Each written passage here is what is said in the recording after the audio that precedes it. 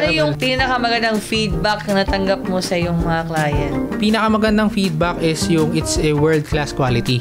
Other clients namin na may kamag-anak abroad, dinadala nila. There's a client na sabi niya, punta kami Italy. Sabi niya, dadalhin namin to. Tapos nung dinala daw nila, binalikan niya ako dun, sabi niya, yung mga tao daw dun talagang namangha dun sa gawa namin sa sapatos itself. Kasi alam naman natin, Marikina is the shoe capital of the Philippines.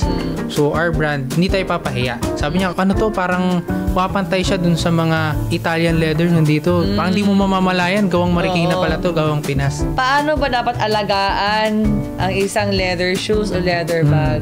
Para ma-maintain mo yung leather products, una, do not store it in dark, humid places. Madilim, tapos malikabok, tapos ma-moist. Kasi genuine leather is an organic material. So, meaning, prone siya sa molds. Kaya kung mapapansin nyo, yung mga leather products na napapabayaan, nagmo-mold.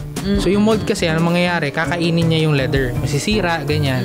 So, para ma-protektahan mo yun, to avoid that, you need to have some leather product pang maintain. Yung leather conditioner, pwede nyo rin mabili yun sa aming website as an add-on. All kinds of leather, pwede mo siyang gamitin. So, talagyan mo siya noon para hindi siya kapitin ng alikabok at mag-molds.